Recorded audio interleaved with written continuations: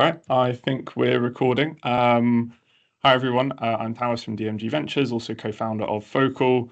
I'm here chatting with Greg and Alex from Up, and we're just going to do a quick Q&A session. So to start off with, guys, it'd be great to hear a little bit more about both of your backgrounds, and then maybe also what led you to founding Up as well. Yeah, cool. Alex, want to go?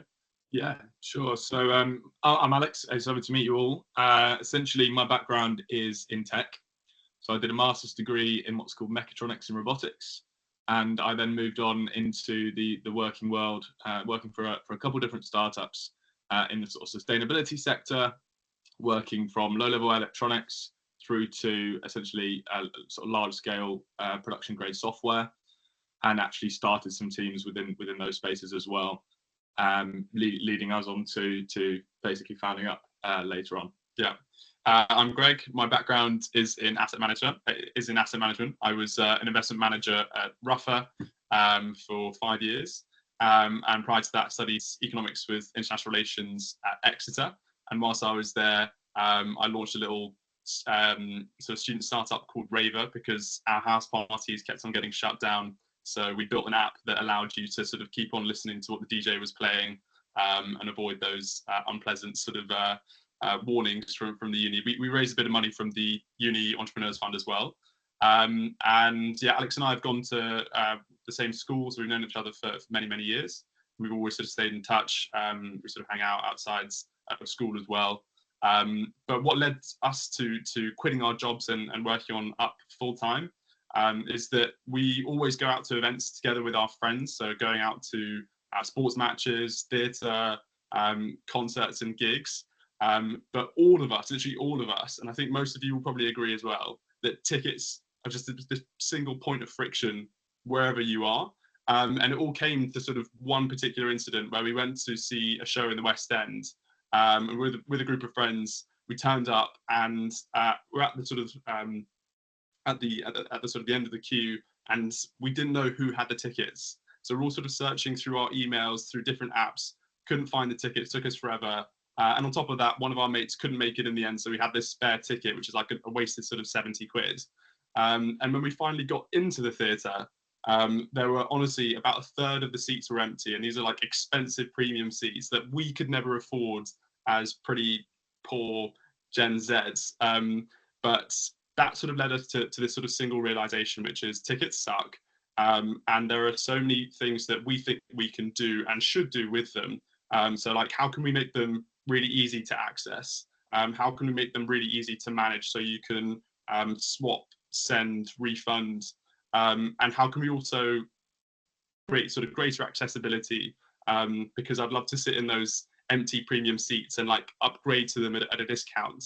So that was sort of the starting point. That was like the key observation that we found with the market, and decided to reach out to some theatres and sort of pitch that first proposition, which is basically, how can we make more money for you by doing upgrades? How can we reduce that friction from a sort of an engagement perspective with tickets? And thankfully, yeah, a couple of theatres were like happy to engage, and that is sort of the founding of Up. Yeah. And I think as well, once we sort of start getting into those theatres and having those conversations, from the tech perspective, Pandora's box really opened in terms of what we can and can't do, and realizing that there's a reason why there are certain aspects that aren't present in this industry. And that's what we set out to solve. Great. I think my camera might have dropped out, but you're the main event anyway, so it doesn't matter too much. I'll try and fix it in the background. You touched on it both there, and you also covered it pretty comprehensively in the pitch, but it would be great just to get a recap of what the product is today and what you hope for it to be in future as well. Yeah, sure. So essentially, as Greg sort of covered briefly there, essentially Up is the future of ticket management and audience engagement. What that sort of looks like for us is we're basically building a B2B to C platform that then is changing tickets from these normal PDF emails you receive into actually a point of engagement that is then allowing event organizers to truly connect with their audience and the people who are attending these events, enabling many other features and functionalities whether that's cross-selling and upselling using our dynamic tiles. And what that sort of is essentially on the ticket itself, it's no longer just a way of knowing when the event is or knowing how to get in. It actually becomes a whole lot more, and it allows a lot more customization from the person who's putting on this event to be able to tailor whatever information related to that specific genre or event. It can be completely tailored, and therefore allowing greater engagement, as well as I just mentioned, cross-selling and upselling opportunities as well. And on the sort of co-pilot side, essentially, as I touched on briefly before, there is tech limitations from these old systems. Look, these box office systems have been around for many, many years. And so what we've basically developed is a way for us to plug in to legacy systems and still achieve these outcomes using automated software that otherwise you wouldn't be able to do. And yeah, I don't know if there's anything you want to add. Yeah, I think I'd sort of highlight the fact that the reason why your tickets suck is because they're powered by thinking and tech from the 90s and early 2000s. So these systems were basically created as like one-way systems. So it's literally just a sale, that's it. If you want to do anything with your ticket, it is an email or a phone call to the box office to try and sort, and then someone doesn't know how to do it, and then you're paying extra fees. It's just the whole process is completely broken. So we sat down with these theatres, identified this, and realised that we should build Copilot, which is this plugin that works, and basically Copilot enables us to empower our partners, so theatres, sports clubs, and so on and so forth, to allow users to control their tickets without ever contacting the box office. So that is like the sort of the cornerstone of our sort of SaaS product. But on top of that, it's like, okay, well, not only do we want to sort of reduce cost and reduce admin, but increase the engagement side. And the key sort of realization there from a product perspective is our generation, and to be honest, most people want to see and consume content. And whenever you go out to experiences, whether it's a football match or again, it's a theatre show or a concert, you are going to see content. It's content in real life. So these are content businesses, but they failed to make that transition from sort of in real life content to sort of digital and online content. A couple of examples is, some of the theatres that we're partnered with, they have over 50,000 people coming through the door every year. But their Instagram for a video of a particular show will only have like 20 likes. So there's a huge sort of opportunity here. It's like you've got all this traffic coming through, but it's not coming through in the right place. Well, what is the single point of contact between the event organizer and the event goer? It is the ticket.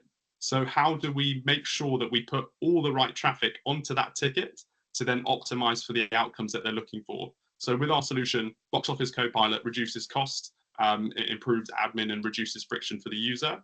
And what we're doing with our dynamic tickets is improving engagement and organically creating opportunities to upsell and cross-sell. So we've packaged this into this B2B2C product. So it's a subscription service that is marketed directly to event organizers, but then obviously it's B2C facing. So it's not a white label solution. The only aspect that event organizers have control of are the customization of tiles. Obviously the content, we're not a content business. They do all the content stuff, which is helps to reduce our costs. But we help them optimize all of that stuff. But as mentioned, it's not a white label solution. And there's a very specific reason for that, which we'll tell you in a second.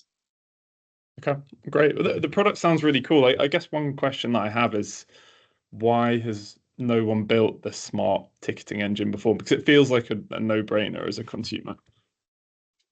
Yeah, Alex, you want to talk about the tech side first? Yeah, so Greg sort of touched on it briefly before. These systems, like tickets, when we've sort of gone into the sort of tech 2000s, all they basically did was move these sort of existing tickets into a digital format with a PDF. And all of the infrastructure around that hasn't really been rethought. It's basically just been putting a box office on the web. And what that looks like now is essentially you can only really buy tickets. You can access venues and you can see various different events and various other things, but actually the core tech only allows for that purchasing of a ticket. So all this other infrastructure around that, we've basically had to create, and it plugs into existing systems and basically overhauls it by taking what's already there and adding a whole lot more too, as sort of a layer above. And that's enabled us to do a whole lot more and actually develop on the other functionalities around management of your tickets as well, whether that's swapping, upgrading, and that's sort of the main thing as well. But I don't know if you want to add on top of that. I just sort of add there that, you know, we've sat down with the teams behind the software that powers your box office, and we've literally asked them, like, you know, why can't we do this over the API? And they've literally come back to us as basically they've built a system that is so impossible to basically pivot over to a more functional format that allows people to sort of just use the API to automatically do that stuff. And they've literally said it is years away from them actually changing their API framework to support this stuff. So it's like, okay, well, how do we bridge the way that we think of things? It might be helpful for you guys as investors to think of tickets in sort of 3 waves. So the first generation, which lasted for about 200 years, is literally a paper ticket that gets you in, and it literally says the event and like a little sort of tear off thing which gives you access. The second generation, which sort of came through in the 90s, are these sort of PDF or sort of web-based tickets. But again, exactly the same thing. It's just information on a sort of PDF or an email. And the third generation is what we're doing, which is dynamic tickets. So it's tickets with content that are fully controllable by the user. Now, in order to get us from Gen 2 to Gen 3, the systems just are not in the position to sort of support it. So Copilot plugs in that gap. That's what we've observed, and the market is ready for it, because it means that companies such as Spectrix that are powering these theatres are able to support much more functionality and utility for their theatres. So it helps to sort of ease that point of friction as well. The next thing that I'd say is, you know, we now have AI, and we'll touch on this in just a second, but we are able to use AI to sync any ticket from anywhere into our app, and that's going to be part of our core B2C offering in future. More on how we get there in a second, but that is a game changer. It also is a game changer in how we do experience suggestion when you're trying to discover events with your friends. And I think I'd sort of say probably the biggest point in this whole sort of why hasn't it happened now, it's because we're on the cusp of a content and AI revolution. Our generation is the content generation. You know, the 2000s was internet, 2010s was mobile, 2020s is content and AI. And our generation, this is how we consume. So it's about packaging that into a product that our generation and everyone else will want to get involved with and engage with. Okay, very interesting. And in the pitch, you talked about starting with the theatre space, but you also touched on the other types of event that you plan to move into beyond that. How big is the total market opportunity, do you think? Yeah, it's the first thing I'd say is actually it's pretty hard to capture the whole market because it's just so friggin' huge.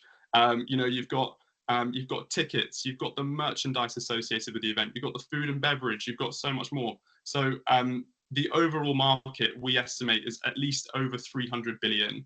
The overall global entertainment and media industry is over $3 trillion. You know, last year in the UK, 85 million people went to a live event, and that's just the UK alone. So the market is friggin' huge. Now, the thing that the way that we sort of position ourselves is we're a subscription service for this platform, but we then charge commission on transactions that are coming through our platform. So those custom tiles will be points of additional sort of revenue for us as a business. What that looks like is, you know, let's say you went to a Coldplay concert and you received this dynamic ticket. You know, one of those custom tiles, you know, you probably saw it in the demo. One of those tiles was the Coldplay ocean cleanup bag. And so, you know, if you've got 80,000 people coming to a concert at Wembley, you know, maybe 5% or 10% of them will then go on to buy a £20 ocean cleanup bag, which we then charge anywhere between sort of 5 to 20% commission on. So that just gives you a little snapshot of how this product becomes so much bigger as a result of being the central point of contact between the event organizer and the event goer. But honestly, the opportunities are endless when it comes to the transaction volume that could be coming through. So within the theatre space, it's like digital programs, potentially food and beverage, all of those other aspects. So yeah, there's a lot to think about. The important part there, that it's completely tailorable. So it's not like, you know, you go to, you see so many add-ons on so many places where you just have things thrown at you at the final checkout, and that's not what we're trying to do. We're trying to basically empower those event organizers to actually put stuff that will convert, because the reality is having that sort of engagement point with their customers is incredibly valuable. But yeah, cool. Okay, very cool. And related to that size of the opportunity, what is your long-term vision, and what are your key steps to getting there? Yeah, so I'd say, you know, Alex already sort of mentioned it at the start. You know, our absolute core belief is that we are the company that is building the future of tickets. So that's ticket management, ticket hosting, the whole sort of pre and post-event experience. Like, this is the platform, and we've got big sort of dreams and big plans for how that sort of fits within the whole consumer landscape. But at the same time, we're extremely calculated about our strategy. You know, we all know, and you guys are probably sort of thinking this too, you know, how does a consumer business get to where it does without having to spend, you know, tons of money on marketing, or sort of wait for that word of mouth flywheel to go. And that is why we have built a cornerstone B2B product, which is B2C facing, because it means that we can access users at zero cost, because we're sort of partnering with these event organizers. We're building a highly cash generative foundation, and we're acquiring users sort of en masse. You know, in the West End alone last year, there were over 16 million tickets sold. So if we can just partner with, say, you know, a quarter of the 40 major theatres in the West End, so just 10, you know, we could be looking at around sort of 4, potentially even 5 million users without doing anything. But that leads us to what the future actually looks like, which is at the very start of this conversation, you know, we said that tickets suck, and everything around them, they suck. What we want to do is build the wallet that is powered by AI for every single user out there. So we partner with event organizers, providing solutions to reduce costs, improve engagement, increase revenue. And on the consumer side, once we've reached that critical mass, that's where we want to turn on the taps for our pure sort of consumer-facing features. Alex, do you want to say a little bit about those? Yeah, so firstly, sort of touching back onto the AI wallet. I mean, the power behind this is yeah, it's truly unimaginable, really. So essentially, what we basically will be doing is finding those tickets and pulling them all through. I won't go too in detail around the tech, as it is proprietary, but essentially pulling those tickets through. Now, the significance of this is really in the data side of things. We will now have the best knowledge of our customers than any other ticketing platform, as they only see the tickets purchased through their platform, but the way that we do it basically allows us to see all of them. Now, we can then attach those tickets to a user, having a unsiloed view of what they like going to, what events they you know, are picking out on a regular basis, therefore giving us a better understanding than any other company, allowing us to offer and discover events for them better than any other company as well. Do you want to talk a little bit about around the sort of stuff there? Yeah, I mean, I'd say, you know, just to sort of frame it, like why would you want a wallet where all your tickets are? Well, it's because finding your tickets is annoying, but crucially, we want to build a platform where, without doing anything, if you can't make your event, you can quickly sell it. So you don't need to upload a screenshot. You don't need to email someone, like, it's there. You can sell it in our marketplace. It's done. And then around sort of experience discovery, as Alex mentioned, you know, we have visibility of the stuff that you're going to, how much you're paying, how often you're going, and we'll also connect that with your friends as well, so we can see the wider network. And we've got some pretty cool stuff that we've got in the pipeline that gamifies the experience discovery process. So think basically voting plus Discord in one channel. If you're going to invest in a business, we'll give you a little sneak peek at that, but it's coming hopefully next year maybe. But anyway, that sort of gamifies the whole process, and using our internal suggestion engine and AI, we can then match those up, find the best sort of experiences that you're actually going to be interested in at prices you can afford, and manage that whole booking process as well.